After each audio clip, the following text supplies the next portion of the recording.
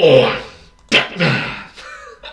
Hi everyone, it's me, Batman! Billionaire hero or billionaire villains? Let's learn the truth. Together, let's go! Warning! The following clip is from the terrible movie Batman and Robin. Viewer discretion is advised. I'm sorry. Poison. Poison ivy. I bid $50,000 for poison ivy. $1 million. $2 million. Wow. $5 million. That's a utility belt, not a money belt. $6 million. $7 million. Never leave the cave without it. We didn't put that cha-ching sound effect in there. That is actually in the movie. This is quality filmmaking. Just mwah, chef's kiss. But can we just stop and think about this for a minute? How on earth can Batman get a credit card? Does the Batcave get junk mail telling him he's pre-approved for a card with a $7 million limit? Also, at that point, doesn't it just pretty much give up the ghost when it comes to a secret identity? Yes, we'll start sending these multi-million-dollar bills to the cave under Wayne Manor. Nothing suspicious about that mailing address. Of course. Yeah, definitely coincidence. Very sus. Of course, I'm joking about all this, but Sorry. I'm not really joking. You see, Batman tells us all the time what he is. I am vengeance. I am the night. I am Batman. You know what he conveniently leaves out of that list, though? I am the white-collar criminal defrauding millions of dollars from my investors. Oh, sure, everything's all hunky-dory while he's punching underprivileged goons in the face, but when it comes to committing corporate crimes, Batman is just as two-faced as the rest. Film theory. Hello, Internet. Welcome to Film Theory. Hello, Internet. Welcome to Film Theory. Let's go. Show that's secretly funded by a reclusive billionaire whose parents were killed in an alleyway Elon by Musk. unresolved plot holes. I don't know what you've been thinking about recently, but lately my brain has been fixated about how masked heroes make a buck. It all began last year when Falcon and the Winter Soldier showed us that an Avenger might not be capable of making ends meet. Case in point, it's a different universe. There's a DC universe and there's the Marvel universe. How do you guys make a living? I mean, your financials are all over the place. There's a tremendous amount of goodwill and people are inclined to help. Which, what? Even if the military contracted private militia that is Stark's Avengers aren't getting some of that government dollar, then dude, let me introduce you to Patreon. Start a GoFundMe. Look, if this rando can ask for $10 to make a potato salad and wind up earning 50,000 in donos, 55,000? I think you're gonna be fine there, Falcon. Spider-Man, you too. Now that you're going solo post No Way Home, skip the whole freelance photographer for a newspaper thing. You're gonna make way more, way easier by just turning the camera on yourself and becoming an Instagrammer. Own those exclusive rights to those photos, y'all. Anyway, in the world of superheroes getting paid, one person that never needed an explanation was Batman. It's always seemed He's pretty rich. obvious, right? His parents were rich, and when they died, he inherited their billions, which he then uses to pay for his gadgets. Simple, right? Seems like it should be, but there's actually a lot more complication here than you might initially think. In anticipation of the new Batman movie that's coming out, I've been going back and rewatching the Dark Knight trilogy. And when you actually follow what's going on in these movies, Bruce Wayne shows himself to be more corrupt and more destructive than literally any of the criminals that he throws into jail. It's only now that I realize it because, you know, I'm an adult who has to think about adult things like taxes, and now I'm starting to see all the ways that he's screwing people like me over. Oh, Case in point, adulting can be quite difficult. I'm sorry. oh yeah, and in the process, he's also exposing his secret identity. It's gonna be a fun one, friends. If you need any background on this, it's Batman. If you haven't seen Bruce Wayne's parents get shot in a back alley by now, then let me be the first to welcome you back from your 82-year coma. You're a medical miracle. After the 82-year-old coma. incredibly wealthy Waynes get killed, Bruce inherits a massive business empire, which, shockingly, is not squandered by the men running it during his adolescence. This Surprise. means that when he reaches adulthood, Bruce Wayne is really, really rich. What are your superpowers again? I'm rich. While his depicted That's net not worth has superpower. constantly fluctuated over the years, it's usually trending upwards over time to make sure that Bruce remains one of the richest people on Earth. In 2020, the comics version of Joker stole all of Bruce's money, and Punchline, that's Joker's new Harley Quinn replacement, said that Wayne was worth over $100 billion.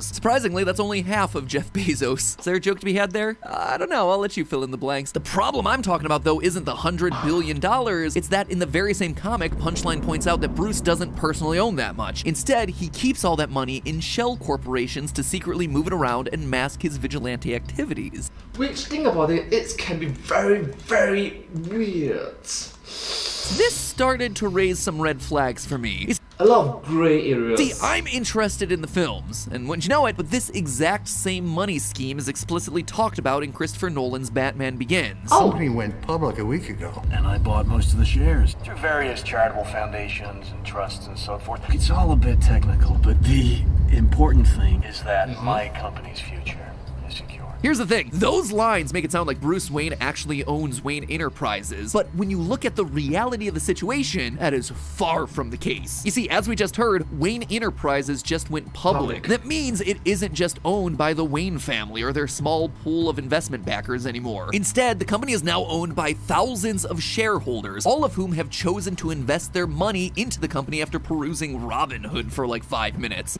So case in point, it could be you, it could be me. So yeah, we could be part of the shareholders for Wayne Enterprises. They are all given legal rights as shareholders. Rights that are gonna be causing some big problems for old Batman here. First of all, shareholders have a right to information. Since anyone who owns stock in a company is considered to be a part owner of that company, it's their right to see what the company is doing with that money. In The Dark Knight, we learn that Wayne Enterprises' books aren't exactly squeaky clean. As his own accountant, Mr. Reese, puts it, Applied Sciences. Whole division of Wayne Enterprises just disappeared overnight.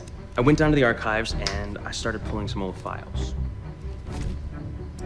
Don't tell me you didn't recognize your baby out there pancaking cop cars on the evening news. oh sure, what? Yeah, so technically speaking, you must recognize that in the movies, Batman drive a car, Batmobile, a tank. Watching the movie, we're all like, be quiet, lame numbers, man. Stop being a buzzkill. But in reality, this guy, he's the true hero. He's defending, you know, the everyday people who invested their hard-earned money into the publicly traded company that's supposed to be operating above board. And Supporting you, supporting me, supporting us all together. he's defending it against Lucius and Bruce, the two guys who are cooking the books. Doing a pretty bad job of cooking those books too, I might add. This also means that any stockholder doing their due diligence on the company is going to be noticing the same kinds of things. Alarms would be raised by any half-decent investment broker when they realized that large assets were just disappearing off Wayne Enterprises' balance sheet. Every time something goes missing from those books, Bruce is stealing his shareholders' property. Sure, he might own a sizable chunk of the company, even a majority of that company, but there are still a ton of non-billionaire investors who are watching their retirement funds get recklessly driven around Gotham at night. A bigger issue with this kind of behavior is insider trading, which is buying and selling company stocks when you know that there's something being mismanaged inside the company, but you're still pretending that everything is fine so you can make a profit. For instance, if you knew that company assets were being stolen and disappearing, but publicly you told people to buy stock like nothing was wrong, or, you know, you had charities you own buy and sell stock for their own benefit, that is big oof levels of illegal there, Bruce. Thankfully, it's something that recent comics have begun to address. After the Joker and Punchline steal all of Bruce's money, it exposes the fact that Batman has for years been embezzling funds from Wayne Enterprises every time he crashes a bat jet ski. In Batman number 101, we see Lucius Fox outright say, quote, "I now have tens of billions of dollars sitting in cash in my bank account. I could give it back to you, but it wouldn't be like it was before. The government now has its eyes on you, Mr. Wayne. You are going to need to account for every penny. You would never be able to use any of it to fund Batman again," end quote. So this isn't just a case of me overthinking a narrative like I so often do. This is an outright reality of Batman's story that the world of DC is finally starting to acknowledge and address. And all of this is without actually accounting for what Bruce's daytime activities are doing to the valuation of his company. As you may or may not know, stock prices are a general reflection of the overall sentiment people have towards a company.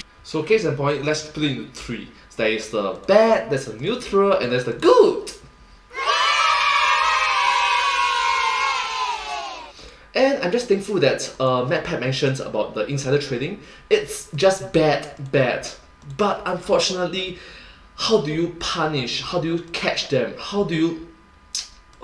What's the punishment for it? Sure, well, they should be based purely on statistical data around a company's earnings, production, history of giving shareholders dividends, and how much or little competition a company has around it. We all know that stock prices are affected by all kinds of finicky feelings from the general public, especially if the head of the company is a celebrity. For a company like, say, General Electric, I would bet that most of us don't know the name of their CEO, H. Lawrence Culp Jr. Okay, so hi H. Lawrence Cobb Jr. Hi. Can't think of a more white guy CEO name, living in the Northeast and playing racquetball at the club on Saturdays. My point is, he's a rich and powerful dude, but he's not famous. Where he eats, what he posts on Facebook, because looking at that picture tells me he's definitely using Facebook. No one really cares what he's doing. The other end of that spectrum is our boy Elon Musk. Oh, Elon Musk! The Tesla, the boring, the SpaceX, the individual. CEO of Tesla, who can't get heartburn without making headlines. He's a celebrity, and he's done that largely of his own making, and it's clear that he uses it pretty regularly to influence people's opinions about Tesla. To the point in which it was influenced that Batman, sorry.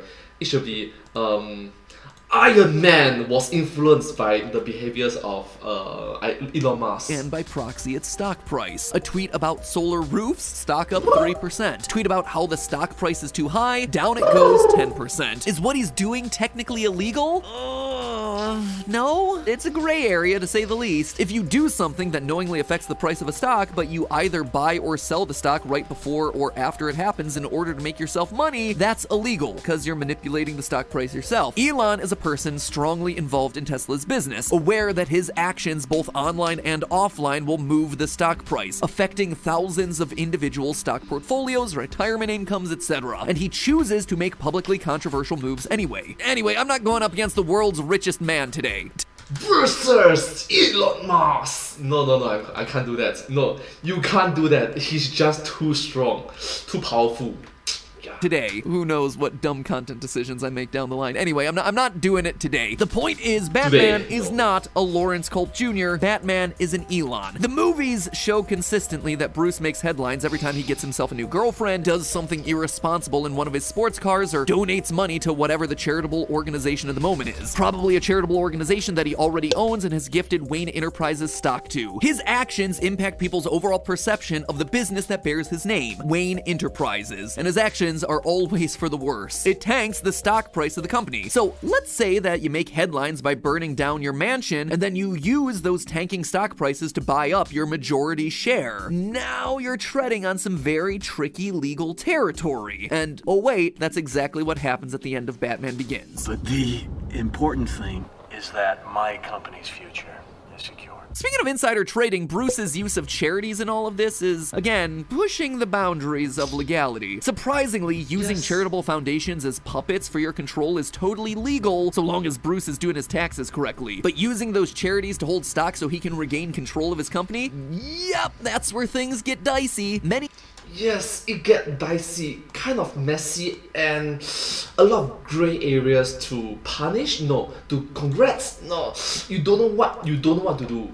It's great. High wealth individuals will donate to charities in order to reduce the amount that they have to pay in taxes at the end of the year. That is a fairly normal and totally legal thing to do. However, using a charity to hold your stock for you can be seen as insider gifting. It's kind of like insider trading, but with a little wrapping paper thrown in to spice things up. Consider this: you donate all of your stock to a charity when the price is high, knowing that things are about to crash. Your charitable donation actually winds up being worthless. It crashed, but it looks great on your taxes because you get to tell the government that you donated all your earnings this year when the stock value was high. As a result, there are criminal penalties for giving stock to a charity when you have willful knowledge of a wrongful act. Bruce, of course, knows that the face of Wayne Enterprises is also a secret vigilante who's stealing equipment from the company to more effectively punch crooks. This is insider gifting 101. See, when everyone makes jokes about Batman being the real criminal of his movies, they point to things like him attacking underprivileged goons, or breaking and entering into villains' hideouts, or racing around town in his Batmobile. And those are all certainly things that you shouldn't dismiss. In Batman Begins alone, one article has calculated that Batman commits a total of 68 crimes. But what everyone is always overlooking is that his biggest crimes are of the white-collar variety: embezzlement, fraud, insider trading, stock manipulation. And the prison time for this stuff can add up quickly, ranging from a few years to a few centuries.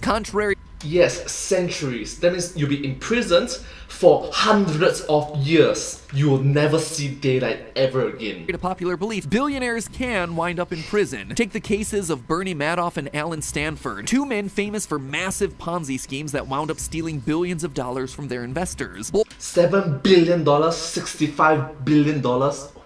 Both became billionaires in the process. Both were sentenced to over 100 years in prison. On the other hand, you have situations like Enron, which in 2011 was the 7th largest company in the United States. Some corruption, embezzlement, and fraud later, the corporation goes bankrupt and shareholders lose $74 billion.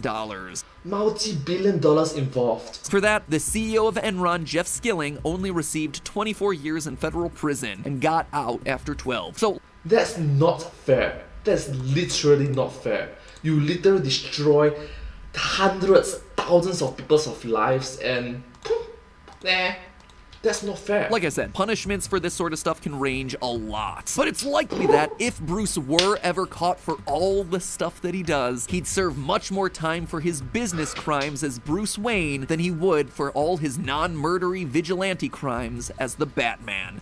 But you must recognize that he saved the planet, so give and take.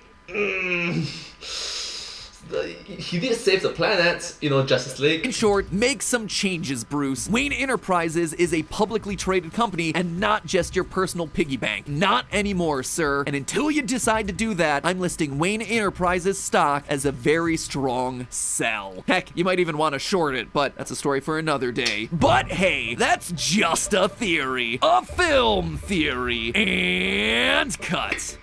But hey, that's just a theory, a film theory about the Dark Knight. Thanks for watching. Well, thank you all so much for watching this video together with me. I hope you find this video very interesting and educational. I hope you learn something new from this knowledge, and it's quite wisdom-filled, isn't it? Very informative video to learn from. Thank you all so much for giving me your attention to my video as well. I hope to see you in my next video. Anyways, let's do the outro. If you do like this video, please remember to like, share, and subscribe to my channel and comment down below if you have anything to share with us. Don't forget to follow my channel and sincerely appreciate all of your support and encouragement for my work. Thank you all so much, you're the best, and I hope to see you all in my next video. But hey, that's just a video. That's just a theory, a film theory, and cut. Okay. But hey, that's just a theory, a film theory, and cut. Thank you.